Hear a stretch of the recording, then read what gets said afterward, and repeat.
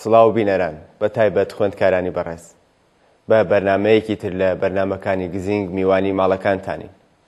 تەوەری ئەم جارێ بەرنامەکەمان خەسارناسی بزوتنەوەی خوێندکاری کوردیە. پێش هەموو شتێک هاوکارم راپۆرتێکتان پێشکەش دەکات و دەگەڕێنەوە خزمەتتان. بێگومان ئەمڕۆکە لە هەڵسەنگاندنی هۆکار و فاکتەرە سەرەکیەکانی ئاڵ و گۆڕە سیاسی و کۆمەڵایەتی و کولتورەکانی هەر کۆمەلگایەک دوو فاکتەری زانستگا و خوێندکار لە یەکەمین پلەکاندا جێدەگرن و لە بوارگەلی جۆراوجۆری ئاڵ و گۆڕەکاندا لە ڕۆڵگەرە سەرەکیەکان باژمار دێن. چۆنێتی ژیانی خوێندکاری بەستنێکی لەبار بۆ پێکاتنی بزوتنەوە گەلی کۆمەڵایەتی دژی دابوو نەریت و دادپەروەرانە و ئامارگەرانەیە. بزوتنەوەی خوێندکاران هەمیشە لە ئازدۆخی هەبوونی ناڕازی و ڕەخنەگربوون و زۆرتر بەشێکن لە بزوتنەوەی کۆمەڵایەتە بەرینترەکان. بەم پێیە بە ئاوردانەوەیەک لە مێژووی خەباتی بزوتنەوەی حەقخوازانەی کوردستان دەتوانین ڕۆڵی پێشرە و شۆڕژگێرانەی خوێندکارانی کوردی تێدا ببینینەوە، چ لە دامەزرانی حیزبی پێشرە و پێشکەوتنخواز و خەبات بۆ ڕووخانی حکوومەتی پادشایەتی و چ پاش سەرکەوتنی شۆڕشی گەلانی ئێران و دەست بەسەرداگرتنی لەلایەن بناژەخوازانی ئاینیوە بە جۆرێک کە زۆرێک لە ڕێبەران و ڕێخەرانی سەرەکی خەباتی نەتەوەی کورد لە کوردستانی ئێران خوێندکاران و خوێندەوارانی پێشووی زانستگاکان بوون کە چەندین پێناسەی جۆراوجۆر لە بزافە کۆمەڵایەتیەکان کراوەکە لێرەدا لەبەر ئەوەی نەکەوینە بازنەی تێروویکەوە پێناسەکەی باتاموری کۆمەڵناس وەکو پێناسەیە کە هەموو ئیلمانەکانی دەستنیشان کراوە لەلایەن کۆمەڵناسە سیاسیەکانەوە لەخۆ بگرێت. بۆ نمونە لێرەدا باسی دەکەین باتامور بۆ پێناسەی بزوتنەوەی کۆمەڵایەتیەکان دەڵێت بزافە کۆمەڵایەتیەکان هەوڵدانێکە بۆ بەرەو پێشبردن یاخود خۆڕاگری لە بەرامبەر ئاڵ و گۆڕ لە کۆمەلگایەکدا کە خۆشی بەشێکە لەو کۆمەلگایە کە بەنسبەت حیزبەوە کەمتر خاوەن ڕێخستنە و هەروەها ئەندامبوونی شتێدا بە شێوازی ڕێک و پێک و خاوەن دیسیپلین نییە. بەشێک لە باسەکانی بەرنامەی ئەم جارەمان سەبارەت بە پەیوەندی نێوان بزوتنەوەی خوێندکاری ئێرانی و کوردی هەر بەم بۆنەوە دەتوانین بڵێن گوشار بۆ سەر چالاکانی کورد، بەلوچ، تورک و عەرەب و کرانەوەی بەرتەسک و کۆنتڕۆڵکراوی زانستگاکانی پارێزگاکانی ناوەندی لە ئێران لەوانە تاران، ئیسفەهان و شیراز دەرخەری سیاسەتی نوێی حکوومەت و دەوڵەتی ڕوحانیە. دیارە کە حکوومەت بەو شێوەیە دەیوێت ناکۆکەیەک لە نێوان بزوتنەوەی خوێندکاری سەرانسەری و بزوتنەوەی خوێندکاری کوردستان بەتایبەت لە ناوچەکانی ناوەندی ئێران دروست بکات و بەم شێوەیە دوو بەرەکەتی دێنێتەوە. چالاکانی خوێندکاری کورد دەبێت لەو بابەتەوە زۆرتر وشیار بن، چونکو ئەو سیاسەتە لە هەردوو بزوتنەوەکە خەسار دەگەێنێت و لە ئاکامدا ئەوە حکوومەت و نیزامەکە لەو دوو بەرەکەتە سوود وەردەگرێت. حکوومەت تاکو ئێستا هەر لەو شێوەیە لە بەرامبەر حیزب و بزوتنەوەکانی تریشدا کەڵکی وەرگرتووە. خوێندکارانی کورد دەتوانن لە ئاراستەی ڕۆشنگەری چالاکانی تری خوێندکاری لە ئێران لەو بابەتانەوە هەوڵ بدەن و نابێ بخەڵەتێن. کرانەوەی زۆر بەرتەسکی کەشی چالاکی بۆ خوێندکاران لە زانستگاکانی ناوچە ناوەندیەکانی ئێران تەنیا بە مەبەستی پشتیوانی خوێندکاران و توێژی خوێندەوارە لە دەوڵەتی ڕوحانی و لە نەهایەتدا بەدەستهێنانی دەنگ بۆ دەورەی دووهەمی سەرۆکۆماری لەلایەن ناوبراوە. بە هەموو ئەمانەشەوە هەر کاتێک کە بزافی خوێندکاری ئێرانی خۆی نوان بێت بزافی کوردیش خۆی نواندووە. بۆ نمونە پێش شۆڕشی 57 بزافی خوێندکاری کوردی حیزبە چەپەکانی لێکەوتەوە. پاش 57ش لە یادەمانی هەڵەبجە بەملاوە لە ساڵی 68 و بەتایبەت لە ساڵانی 76 بەملاوە کە بزافی خوێندکاری کوردی دووبارە بە شێوازی ئۆبژیکتۆوە سەری هەڵداوە و سەدان کۆڕ و کۆبوونەوە گوڤار لێکۆڵینەوە و کەسایەتی و بگرە NGOی لێکەوتۆتەوە.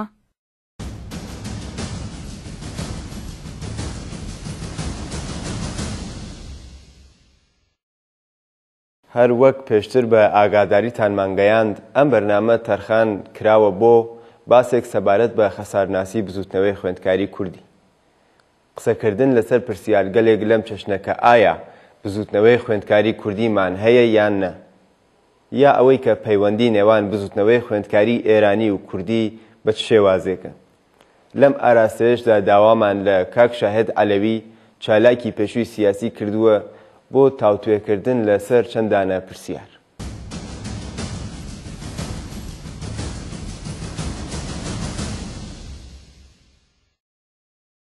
سڵاو کاک شاهێد، بەخێر بێن بۆ بەرنامەی گزینگ. بەڕای ئێوە ئایا بزوتنەوەی خوێندکاری کوردیمان هەیە یان نە؟ بۆ دەستپێک پێم وابێ ئەوە ڕوونەوە بکەینەوە کە وەختی قسەی بزوتنەوەی خوێندکاری کوردی ئەەکەین بەبەستمان چییە و بزوتنەوەیەکی کۆمەڵایەتی کە بزوتنەوەی خوێندکاریش دێتەوە خۆی وەک بزوتنەوەکانی تر چۆن تاریفەکەین، یعنی ئەوە کە ئەو چوارچێوە تۆریەکە لە نەزەرمانە گردووە بۆ تاریفکردنەوەی بزوتنەوە بە گشتی ئەتوانێ کۆمەکا بێمە بۆ وەکە تاریفێکی ڕۆشنترمان بێت لە بزوتنەوەی خوێندکاری کوردی و هەبوون یا نەبوونی. من پێم وایە لەو چوارچێوەکە من باوەڕم پێ هەیە، پێم وایە ئێمە لە سەردەمانێکدا بزوتنەوەیەکی خوێندکاری کوردیمان بووە، بەڵام ئێستا نیمانە بۆ مانایەکە یا کۆنشێکی ئەمەڵی نییە. نەبوونی کۆنشەکەی چون بزوتنەوە بە کۆنشەوە بەسراوەتەوە بمانایەوەنی بڵێ وەڵاو بزوتنەوەیکی خامۆشە، بزوتنەوەی خامۆشمان نییە، بزوتنەوەی بێدەنگمان نییە، کە بێدەنگە کە بێکۆنشە مانایەوەی بزوتنەوەی ئێستا نییە، ئێستا بوونی نییە، بەڵام بوومانە. ئێمە سەردەمانی گیانی بگەڕنەوە بۆ ساڵەکانی دوای بۆمبارانی شیمیایی هەڵەبجە لە گەر هەڵانە بە ساڵی 66 بوون. لە دوای ئەو ئێمە تقریبا ساڵ 2006 تەواو بوو شەڕی ئێران و عێراق. دوای ئێمە تقریبا ئێمە بزوتنەوەیکی کوردیمان بووە کە خۆی حولی حرەکەتێکی با بڵێن ڕۆشنگەری و زیندووکردنەوەی یادی کورد لە زانکۆکانی جۆراوجۆیانە تعریف کرد بوو و بوو بە ئەو یادمانی مەراسمی هەڵەبجە لە زانکۆکانی ئێراندا بوو بە شتەیە کە خوێندکارە کوردەکانی اتفاقی زانکۆکان بێ وەسڵە کرد و هەروەها خوێندکاری کوردی بە دەرەوەی خوێندکە با بڵێن زانکۆ مرتبط ئەکرد، بوو بە حەڵقەیەکی واستەوە ئەمەڵەنیش نەبەسراوە بۆ یەک هەفتە ڕۆژە. ئەو ڕەوابطە ئەو پەیوەندیانە کە دروست ئەبوو لەو یەک مانگەی سەرقاڵی دروستکردنی کۆڕکۆبوونەوە بۆ یادمانی هەڵەبجە 11 مانگی تریش بە دوایەوە پەیوەندی دروستە بوو. من پێم وایە لەو سەردەمانەدا ئێمە ساڵانێکی زۆر بزوتنەوەیەکی خوێندکاری کوردیمان بوو کە دەستپێکەکەی بە یادمانی هەڵەبجە و بەڵام دواتر زۆر زوو لە گۆڤارە خوێندکارەکانیشە خۆی دۆزیەوە، خۆی نیشاندا لە واقع. ئەگەر بڵین لێ باشە و وەختیاڵین بزوتنەوە بە ئەک تاریفەکەین، بە کۆنش تاریفەکەین، کۆنشەکەیشە بگەڕینەوە بۆ ئەو کارە ڕۆشنبیریە با بڵین زیاتر لە چوارچێی کولتوراڵ بەتە نە سیاسەتمانەی دەقیقی کەلیمە ئەکرا لە زانکۆکانی ئێراندا خوێندکار کوردەکانیان کرد لە هەموو زانکۆیەکە و لە زاهێدانەوە تا ورمێ و تا گورگان و مەشهەد و ڕەشت و تاران و ئیلام و کرمانشا و ئیسفان و شیراز و جۆرەکەن جەماعەتێک دانیشتووی کوردی با بڵێن مەقتەع جۆرەکانی تەحسیلی بوون، چ ئەوانەی کە لیسانسیان ئەگەر چ فوق لیسانس چ دکتۆرایان ئەگەر کە لەگە کۆوە بوونەوە لەگەڵ ئەوە کە بەرنامەڕێزیان ئەکرد بۆ مەراسمی هەڵەبجە کە بەهانەیەک بوو بۆ بێکۆ دانیشتن بیرڕاگۆڕینەوە و تازەکردنەوەی پرسی کورد لەناو خوێندکارانە کە تەنانەت لە کورد بوون تەنها زوانەکەیان بوو، هیچ تعریفێکی هوڤیەتی با بڵێن هیچیان نەدەزانین لەو شوناسە کە ئەوان پێیان وابوو پەیوەستن پێی. لەگەڵ ئەوە عەرزێکم کرد ئەو هینانە ئەو گۆڤارانە کە دەرەچوو و ئەو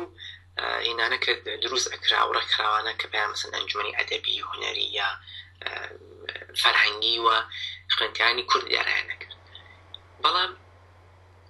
بزوتنەوە یەکێک لە شاخصەکانی ئەو ڕێکخراوانن کە نمایندگی ئەکەن، نوێنەرایەتی ئەکەن. یەک لەو ڕێکخراوانە کە مەقتەعێک زۆر فعال بوو ئێستش بێ لەسەر کاغەزە هەر ببێ، بەڵام من لانی کەم تا حەدێک کە من ئەتلام هەیە ئێستا چالەکی بەرچاوی نییە، ڕێکخراوەی دموکراتیکی خوێندکارانی کورد بوو، واتە بە فارسێکی ئیتحادیە دموکراتی دانوجێنی کورد کە هەم خوێندکاری تارانی تیا بوو، هەم دانیشکەستنەی تیا بوو، هەم ئیلام کرماشا ورمێ تەبرێز و مرکزێکیشی لە سنە بوو لە مەقتەیەکدا لە دەورەی دەوڵەتی لە دەورەی دووهەمی دەوڵەتی خاتەمیدا زۆر فعال بوون، زۆر چالاک بوون و جەماعەتە. ئێستش جەماعەتێکیان لە دەروی وڵاتن، جەماعەتێک لە ناوخۆی وڵاتن، و وەک گوتیشم هێشتا هەر لەسەر کاغەز ماوە و ڕەنگە چالاکیشی بێ کە ئێمە ئاگامان لێ نییە و لانیکە ماتوانین بڵێم چێمە ئاگامان لێ نییە بزوتنەوەکی ئەوە ناناسی، ئەوە قسە مەشروعە. ئەوە لەو چوارچەوەدا بەڵێم پێم وایە بستنەوەی کوردیمان بووە ساڵانێکی زۆر و بەڵام ئێستا بەو هینەی ماوە ئەڵبەتە هەر ئێستش لە زانکۆ جۆرەجۆرەکانی ناوخۆی وڵات گۆڤار دەرەچێ، بەڵام بەهۆی ئەو سەرکوتانەوە کە هەیە من مطمئن نیم ئەو ڕابطە ئۆرگانیکە کە پێشتر ئەو پەیوەندی ئۆرگانیکانە کە پێشتر بینی زانکۆ جۆرەجۆرەکان بوو بینی خوێندکارانی کوردی و زانکۆانە ئێستا بەدی بگرێ، ئێستا ببیندرێت. دیارە هەموو شەگرێتەوە بۆ با بڵێن هەم شەرایەتی سیاسی و ئابووری و کۆمەڵایەتی کۆمەلگای ئێران بەگشتی و با بڵێن بەشی کوردیەکەشی بەتایبەت. هەر لەو ڕاستایەدا باسێک لەسەر ئەمە بکەین کە ئایا پەیوەندی نێوان بزوتنەوەی خوێندکاری ئێرانی و کوردی بە چ شێوازێکە؟ یانێ لەوانەیە ئێمە مەبەست ڕێکخراوەهایەک بێ کە لە ژێر سەیتەرەی چالاکی خوێندکاری کوردی وەکو ئیتحادیە دموکراتیک دانیژویان کورد بوو، یا ئەوەی کە ڕێکخراوەهایەک وەکو دەفتەر تەحکیم وەحدەت لە ژێر چالاکی دانیژووی فارسی؟ ڕاستەکەوێ من با بڵێن شەکم هەیە کە ئەو لێکدوانە ئەو لێدانە دروست بێ بۆ معناکە ئەرزم کرد بزوتنەوە بە دووشدا ناسرێت. یەکێک بەو چالاکیانە کە ئیکات ناو ئەو چوارچێوە کە بۆی تعریف کراوە بزوتنەوەی خوێندکاری ناو خوێندنگا لە زانکۆ تعریفەکری. ئەگەر لە زانکۆدا ئێمە چالاکیە ببینی لە چوارچێوەیەکی تایبەتی خۆیدا کە هەم بردی هەبێت، هەم زەمانی ببێت، هەم تەداومی بێت، ئێمە ئەتوانین بڵێنەوە کە بزوتنەوەیەکی کوردیمان هەیە، بزوتنەوەیەکمان هەیە خوێندکاری مەسەلەن کوردی، و دیە لە چالاکی ڕێکخراوەش یانێ بێ ڕێکخراوەهایەک نمایندگی بزوتنەوە بکەن. بزوتنەوە ڕێکخراوە نییە، ڕێکخراو بەش نوێنەرایەتی و نیشانە و عەلەم و پەرچەمی دانێ بزوتنەوەیە. ئەتوانێت بزوتنەوەی فقط ڕێکخراوەیەکی بێت، ئەتوانێت چەندین و چەندها ڕێکخراوەشی بێت. ئەگەر من لەم عالم چوارچێوە شەبهەتۆریکەدا بەو باوەڕام کە ئێمە لانیکەم لە حەدی ئەوەی کە ئێمە ئیتلامان چونتم بلاخەرەیە وەختێ شتەیەکێت و ئاگام لێ نییە. ئەو نێک من ئاگام لێم هەیە ئایستە ئێمە بزوتنەوەیەکی چالاکی کوردیمان نییە. ئەو ئەگەر پەیوەندیەکی ئۆرگانیک دامەنەدار گەورە زۆر لە بینی ئەو کەسانە بێت کە خەریکن لە زانکۆ جۆرەجۆرەکان گۆڤاری کوردی دەرەکەن، یا گۆڤار نە لزومەن بە زوانی کوردی، گۆڤارێکە بە زوانی کوردی دەرەچێت، یا گۆڤارێکە سەبارەت بە کولتور و سیاسەت و کۆمەڵگای کوردیە. مەسئلەی کورد مەسئلەی گۆڤارەکەی، مەسئلەی سەرەکی گۆڤارەکەیە، یعنی بە فارسی ژەرانەوە شتە بێت دانێ یا بە هەر زوانێکی تر. ئەگەر شتیوەمان هەبێت و پەیوەندی بین ئەوانە بێت، یا ئەو ئیتحادیەی باڵێن ڕێکخراوەی یەکێتی خوێندکار دموکراتی خوێندکارانی کورد، یا شتایەکی وەکو ئەوەی ببێت، معنای ئەوەیە کە بزوتنەوەی خوێندکاری کوردیمان هەیە. بەڵام من چون ئاگام لێ نییە لە حەدی زانست و با بڵێن ئاگاهی مندا ئەو بزوتنەوە ئێستا نییە. وەکو دوایین پرسیار باشتر بوو کە باسێک چکۆلەیشتان لە خەسارناسی ئەم بزوتنەوە کرد. وەکو دوایین پرسیار لە بەڕێزتان ڕاو بۆ چونتان دەپرسین سەبارەت بە خەسارناسی کار و چالاکی خوێندکاری، یا ئەوەی کە ئەگەر مەجموعەیەک و زنجیرەیەک مانعی هەست چه پێشنیارێک و ڕاهکارێکتان هەیە بۆ خۆتان؟ سەبارەت بە پەیوەندی ئەو ارتباطە کە ئەتوانێت بزوتنەوەیەکی خوێندکاری کوردی یا هەر جۆرە هەوڵ و چالاکیەکی خوێندکاری کوردی لەگەڵ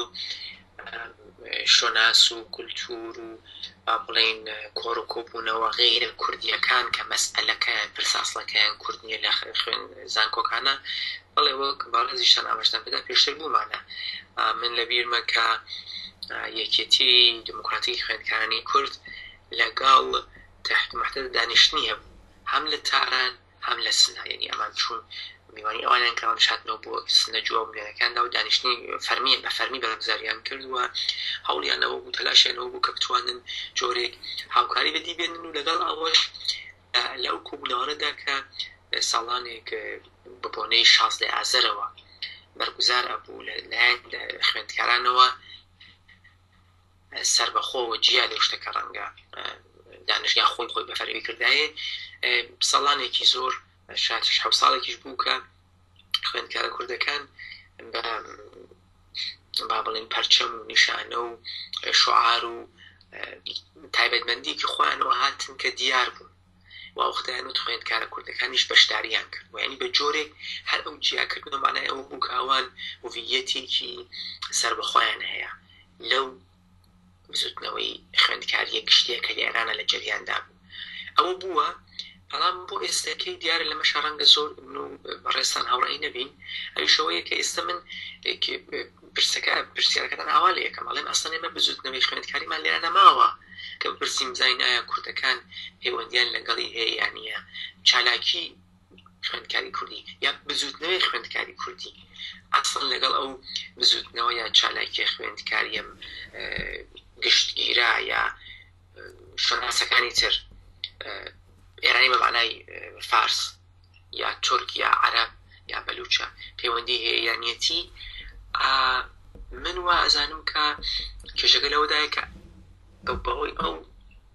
سەرکوتە درێژخایەنە ئێمە ئێستا ناتوانین بە جورئەت قسەی بزوتنەوەیەکی خوێندکاری لێراندا بکەین کە ئەمدار ئەمڕابین لە پەیوەندیەکەی لەگەڵ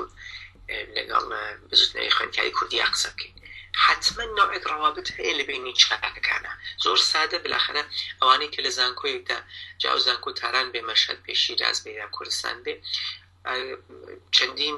چەندانەیەک حتما گۆڤار و شتی وا هەیە کە هەفتانە مانگانە دەرەچێ کە پرسەکەیان جیاوازە مادام کە دانەی لە پرسی دانەی لەو گۆڤارانە مەسەلەی کورد بێ بە هەر زوانە دەربکرێت و ئەمانە بێک و پەیوەندیەکیان هەیە لە چوارچێک دانشگادا ئەتوانین ئەوەن جۆرێک پەیوەندی بینی ئەو خوێندکارانە کە مەسەلەکان کوردە لەگەڵ خوێندکارەکان ئەو خوێندکارانەی تر کە مەسەلەیان شتێکی ترە کوردی غیرە کورد پەیوەندی هەیە ئەوە حتما هەیە لە زانکۆکانە بەڵام بەهۆی با بڵێن توندی ئەو سەرکوتۆ کە کراوە لەم ساڵە ڕابردووانەدا ئەوەی کە با بڵێن زانستە مرۆڤیەکان وەک علومی ئینسانی ئەوانە بەگشتی سەرکوت کراون مامۆستاکان خوێندکارەکان فەزاکە زۆر فەزایەکی ناساز و ناکۆکە بۆ خوێندن بۆ خوێندنی ئازاد هەر بوو ئەڵبەتە بەڵام دوایەوە کە خامنەیش چۆ و فازەوە کامانە نازانم غەربین و غیرە ئیسلامین و غیرە ئێرانین و داستانانە حتما جەوەکە خراپتر بووە لەگەڵ ئەوەش ئەو داستانی نفوز و نازانم هەر دەفحەفێتنە و ئەوانەی ساڵی 88 و ئەوانە مەجموعەن تا و خوێندکارە کورد و غیرە کوردانش کە لە زیندانن ساڵانێکی زۆرە ئەوە بووە هۆی ئەوە کە دیارە مقدارێک شانس و ئیمکان و زەمینە و فەزای پێویست بۆ بزوتنەوەی خوێندکاری بەگشتی کەمە بێتەوە بۆیە من ئەڵێم ئەگەر پەیوەندیەک هەبێت کە حتما هەیە من تەرجیح حەدەم بڵێم ئەو شتێکە ئیستا لە زانکۆنیێراندا هەیە لە بازم بڵێمەوە لەو ئەندازێک من ئاگام لێیە ئەوە ناوی بنین چالاکی خوێندکاری بزوتنەوەی کەمێک بوتم کەمێک گەورەیە و مؤلفەی تایبەتی خۆی هەیە کەمێک سەختە ناونانەکەی لانی کەم بۆ من لێرەدا ئایا لە بینی چالاک کوردەکاندا کە لەسەر پرسی کورد کارەکەن لەگەڵ چالاکە غیرە کوردەکاندا یا ئەو چالاکانی کە پرسەکان جیاواز لە پرسی پەیوەندی هەیە حتما ئەم حتما لە چی و دێ لەوە دێکامانە بە سەرفیەوە کە لە زانکۆیەکا بەیەکۆ بن پێویستیایەکیان هەیە لە کارهای فەنی و فکری و ئاڵۆ و ئەڵبەتە بەرژەوەندیکی لە هەندێک بوارشدا بەرژەوەندی یەکسانیان هەیە ینی بۆ ئەوە کە لە بەرابەری ئەو سەرکوتەکە بەسیجی دانیشتووی جامعی ئیسلامی دانیشتووی و حراست دانیشگا و ئەمانە تەحمیلیەکەن مەجبوون جیاکە بێک و هاودەنگ و هەماهەنگ بن بۆەوە کە بتوانن خۆیان بپارێزن. لەو بوارەدا بەڵێ من پێم وایە ئەو جۆرە هاوکاریانە هەر هەیەەوە تا مادامێک کە چون من بڕوامەوە نییە کە کۆماری ئیسلامیان تۆتالیتەرە، نظامێکی استبدادیە، نظامێکی سەرکوتکارە، نظامێکی غێر دموکراتیکە، نظامێکی دژە مرۆڤە، بەڵام تۆتالیتەر نییە. مانای ئەوەیە کە منفەز و درز و ڕێگا و جێگەی زۆرە بۆ کارکردن، حتما هەزینێشی هەیە ئەڵبەتە، بەڵام ئێشتا ڕێگا هەیە. تا وەختی ئەو منفەزانە بێت، تاوەتە نظامی ئێران تەغییر شکڵ نەدا بە نظامێکی تۆتالیتەر، هەمیشە چالاکی هەر هەیە و ئەم چالاکیانەش ڕێگەی خوان دۆزنەوە بۆ پەیوەندیکردن لەگەڵ چالاکانی ترا بۆەوە کە هەم دەستکەوتەکانیان زیاتر بکەن، هەم هەزینەکانیان کەمتر بکەن. باسی خەسەرناسی بکەین کە بۆچی بۆ نقطە گەیشتوین. دیارە بالاخره کۆماری ئیسلامی ئێران حکوم با بڵێن لە حەزی سیاسیەوە سینوسی ڕشتی کردووە، دەوامی هاودوو حرەکەتی و سینوسی واناکە لە بەعزە شرایطێک و زەمان و کات و ساتێکی خۆیان منفەزەکان جەوەکە فەزاکە بۆ کارکردن زیاتر بووە، سەرکوت کەمتر بووە، یا شکلەکانی سەرکوت بە جۆرێک بووە کە جێی کاری زیاتر داوە. لە شرایطێکدا سەرکوت زیاتر بوو، ئەو هەزینانە کە تەحمیل بێ بە چالاکان زیاتر بووتەوە ئەوە کە کار کەمتر بێتەوە. بەڵام وە بە دەرکی ئەو هینە، بە دەرکی ئەو حرەکەتە سینوسیە و بە قبولکردنی ئەو فەرزەی من کە لە حەزی تۆریکەوە کۆماری ئیسلامی ئێران سیستمی تۆتالیتەر نییە، بەڵێ لە حەزی ئەمەڵیشەوە ئەماڵە نێمەی بینین کە ئەو مؤلفانە کە پێویستێتی، یعنی ئەو مشەخەسانە کە لە کۆمەڵی ئێران دەبینێت ڕێگەی پێ نادا بتوانین بڵێن تۆتالیتەر، مانای ئەوەیە کە هەمیشە فەزای کار هەیە. بەڵام من لەگەڵ ئەوە کەمێک کێشەم هەیە بەڕاستی بە مەسەلە هەڵەرستان بکەم کە ڕاهکار چییە یا خوێندکارە بێت چی بکە. ئەگەر من لە ناوخۆی وڵاتدا بوایەتم بۆ من بوو هەر جۆرێک حەزەکەم لەو بارەوە قسە بکەم، چون خۆم دانێ لەوانە بوو. بەڵام کە هاتی دەرەوە هەر هۆی کێشە نیە، ببینی بە مەسئلە ئەوە نییە بەهۆی سیاسی و هاتووی کۆمەڵایەتی و ئابووری هەرچیە، کە لە جێگەیەک بووی کە لەو فەزا لەو هەزینانە دوور بوویت. ئەمڕا نسخە پێچانەوە من کەمی لەگەڵی کێشەم هەیە، پێم وانە بێ مەقسەی جەنابیشت ئەو بوو بەڕاستی، بەڵام وتم باڕوونی بکەم ئەگەر شتێکیش ئەڵێم معنای نسخە پێچانەوە بۆ ناوخۆی وڵات نییە. من ناتوانم بە کەسێکە لەژێر فشار و مەترسی ئەشکەنجە و مەترسی دەست بەسەرکردن و مەترسی کوشتن و ئیعدامکردنە بڵێم کاکە چی بکە و چی مەکە. حتما خۆی باش ڕێگی خۆی دۆزێتەوە. ئێمەش با بڵێن سەردەمانێکی خوێندکار بووین، من و جەنابیشت وە ئەوەش کە توانیمانە کاری خۆمان کردووە نەمان کردووە. ئەوانەی کە ینی خوێندکار لە کاتی تایبەتی خۆیدا بە پێی ئەو شرایەتەکە هەیەتی خوێن با بڵێن ئەو خوێندنەوە کە لە مێژوو هەیەتی، ئەو خوێندنەوە کە لە سەردەم هەیەتی، ئەتوانێت ڕێگە بۆ خۆی بدۆزێتەوە دێشی دۆزێتەوە. بڵێن کام ڕێگەمە ئەسرترە ئەوش با بڵێن بەسراوەتەوە بە شرایەتی کۆمەڵگاکە و ئەوە کە چە ئێمە چ نیرویەکمان هەیە بۆ فعالیتکردن، قارە دەستکەوتمان چی بێت. ئەرێ فەزاکە تۆتالیتەر نییە، فعالێت ئەکرێت یادا منفەس هەیە، هەر منفەس زۆرە ئێمە دەیبینی لە ڕۆژنامە، لە نووسیندا، لە زانکۆدا، لە کۆمەڵگادا. لە حکومەت تۆتالیتەرە ئەو منفەزانە نییە، ئەسڵەن هیچ تعریفێکمان بێ کۆ نییە، ئەمە شۆخی بەردار نییە مۆزوعە. لەبێ ئەو منفەزانە هەیە بۆچی بۆ کۆماری ئیسلامی ئێران هەرچەند حەزی لێیە، بەڵام ناتوانێت بە خۆشحاڵیەوە ناتوانێت سیستمەکەی کامڵەن تۆتالیتاریزە بکات. بگورە من ئەوە ناتوانێت، هۆی جیاجیایشی هەیە، توانای ئەوەی نییە، نەیتوانی ئەو بیکا خۆشبەختانە و ئەوە ڕێگەی کاری داوە. ئێستا لەم ڕێکارەدا دیارە ئێمە دەڵێن ئەڵێن دێ باشە مەسەن ڕەنگە ڕەخنەیەک ئەو بێ دەی باشە کۆڵگرنێ لە زانکۆیە دەرکردنی گۆڤارێکە 50-60 نەفەر خوێندنەوە دەوێت بچین. پرس ئەوەیە کە ئەوان ئەتوانن چی بکەن کە نایان کردووە کە ئێمە بڵێن ئەوە بچی. یعنی ئێمە خوێندکارمان بۆ کەزین دەکە دەست بەسەر کراوە لە زیندان ماوە 2 ساڵانێکی زۆر لە سەدارە دراوە، دەرکراوە لە وڵات، دەرکراوە لە زانکۆ، دەرکراوە مەجبور بە بڕوات. دەی مانای ئەوەیە کە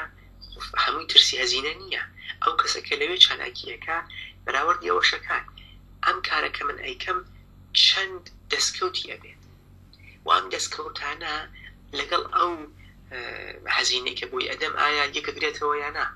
ئایا کارێکی معقولە ئەخر مبارەزە چالاکی خەباتکردن معنایەکی هەیە ماجراجویی و هەیەجانیش معنایەکی تری هەیە لە ڕەنگە لە زۆر جێگا ئەمانە بێ بۆ هاوپوشانیان بێ بەڵام من پێم وانییە بتوانین هەر ماجراجویی بە خەباتدا بڵێ و هەر خەباتێکیش لزومەن ماجراجویانە تعریف بکەین ئەوەیە کە من بەڕاستی ناتوانم بڵێ بتوانن چی بکەن دیارە هەر ئەو کۆڕ و کۆبوونەوانە هەر ئەو گۆبار دەرکردنە هەر ئەوە کار ئەو خوێندکارێکی ئەو کارێکی گەورەیە بەڕاستی جەنابەت دەزانی ئێمەش دەزانین ئەوانش کە ناوخۆن دەزانن ئێمە جەماعەتێکی زۆر مناڵمان هەیە کە دەبیرستان تەواوەکەن ئەبن بە جوان وشنە زانکۆ هیچ ئاگایەکیشیان لە پرسی کورد مەسئلەی کورد مەسئلەی بڵێن دموکراسی ئازادی نەتەوایەتی هیچ کام لەو شتانە نییە تەجروبەی زانکۆ نەوەک تەجروبەی کلاس چوون و هاتن نمرەگردن تەجروبەی زانکۆ وەک ئەو تەجروبانە کە چالاکانی سنفی و مەدەنی و خوێندکاری و سیاسی پێیان ئەدەن کە ئەو مناڵە دێتن دەرەوە لە زانکۆ ئەو جوانە ئەو کوڕا ئەو کچە لە زانکۆ دێت دەرەوە لەگەڵ 4 ساڵ پێشە فەرقێکی زۆری کردووە بۆ دەستکەوتێک گەورەیە ئەوەی کە کۆمەڵگای ئێران ناتوانێت سیستم بیکا بە سیستمێکی توتالیتەریزە بەخاتە هەر ئەوەیە تۆ ناتوانی لە زانکۆیەکە زیندووە کە گفتمانێک گوتارێک جیا لە گوتاری زاڵی حکوومەتی تێیدا چالاکی هەیە لە حاشیەوە زیندووە ئەڕوات ناتوانی و لەو کۆمەڵگادا سیستمەکە توتالیتەریزە بکەیت ڕێت پێ نادا ئەو کارێکی گەورەیە ئەو چی ئەیکات ئەو چالاکە خوێندکارانە ئەیکەن خۆ هەر ئەوەنی 6 نەفەر ئەو کۆڕە ئەو گۆوارە ئەخوێنەوە 100 نەفەرە چەند ڕەنگە زۆر جار گوێشکاردن بۆ سوخانمانیە تیکراریانە کە محدودیتیشی زۆرە خەتی هێڵی سووریشی زۆرە نا کەسانی کە هەند لەو جەمعەدا کە لە کۆمەڵگاوە هاتوون بەهۆی کێشەی ئابووری سیاسی کۆمەڵایەتی جۆرە جۆرەوە ئاگیان لە هیچێک نەبووە نەبوونی ماهوارەشت ناگۆڕە ئەڵتەیسە گۆڕاوە بە تاکید بەڵام ئەو کاتیشکە ئینتەرنێت و ماهوارەش بووە ئەو نە ئاگیان لەو شتە هینا نەبووە ئەو شت لەو بابەتان نەبووە کە ڕۆشنگەریەکات ئێستا لە زانکۆیە کە لەو جەوا قارەدرێن کە تێرە دەرەوە ئەو بنیامە نییە و ئەو ئیتر ئەو بنیامە ئەو کارمەندەش نابێ ئەو باوکەش نابێ ئەو دایکەش نابێ ئەو ڕفێقەش نابێ ئەو هاوڵاتیەش نابێ دەو کارکی گەورەیە من پێم وابێ ئەگەر قرار بێ ئێمە هیوایەکمان بێ بەنسبەتی بزودنەوەی خوێندکاری کوردی بەنسبەتی چالاکی خوێندکاری کوردی ئەوەیە کە هەمیشە کەسانێکمان بێ کە بەردەوام بۆ ئەو کارە چکولانە بەڕای ئێمە چکولە جان دەرکردنی بۆڤار بێ ڕێخستنی کۆڕ و کۆبوونە بێت دەرکەوتن لە ئەو کۆبوونەواندا بێ لە کە بەگشتی بە وزارە بێ بە پەرچەمێکی جیاوازەوە کە ینی کوردیش لێرە قسەی خۆی هێوشتەوە شانزەی ئازەر مەسەلەن ئەو کاری گەورەیە من پێم وابێ ئەوە هیوایەک ئەتوانمان بێت وە پێشم وانە بێ کە بەبێ هیوایی ئێمە شتە کۆتایی بێ زۆر باش و بەردەوامیشتە بێ حەق بەتاکید بینەران چەند قسمت لە بەرنامەی گزینگمان تەرخان کردووە بۆ ئەم پرسە ئێوە دەتوانن لە ڕێگای ئادرسی فەیسبووکی ئێمەوە هەواڵ ڕەخنە پرسیار و پێشنیارەکانتان بگەن لە دەستمان لێرەشدا بەم جۆرە دەگەینە کۆتایی بەرنامەکەمان کات و ساتێکی خۆش